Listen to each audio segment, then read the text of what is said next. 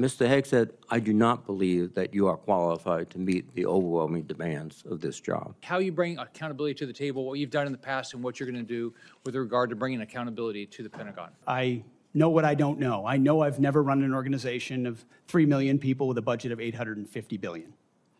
But what I do know is that I've led men and women. I've led people. I've been trying to get answers from you for quite some time on this. You haven't wanted to meet or to answer any of my questions.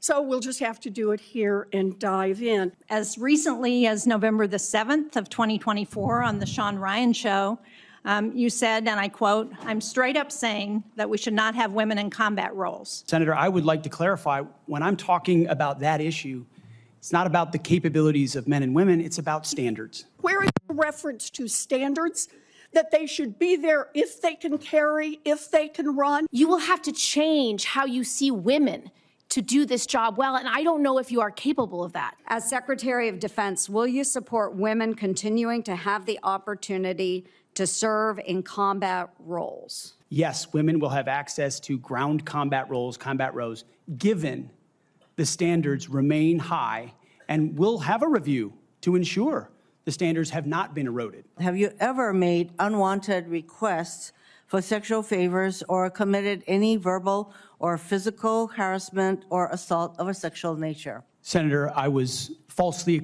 accused in October of 2017. It was fully investigated, and I was completely cleared. I don't think completely cleared is accurate. Your own lawyer said that you entered into an NDA and paid a person who accused you of raping her a sum of money to make sure that she did not file a complaint. You didn't reveal the action. You didn't reveal the criminal complaint. You didn't reveal the criminal investigation. You didn't reveal the settlement. You didn't reveal the cash payment. Why didn't you inform the commander-in-chief and the transition team of this very relevant event? Senator, I've appreciated every part of the process with the transition team. They have been open and honest with me. We've had great conversations between the two of us. But you chose not to reveal this, right? Because you knew it would hurt your chances. Can you name the importance of at least one of the nations in the ASEAN, and what type of agreement we have with at least one of those nations? And how many nations are in ASEAN, by the way? I couldn't tell you the exact amount of nations in that, but I know we have allies in South Korea and Japan and in AUKUS with Australia, trying to work on submarines with them.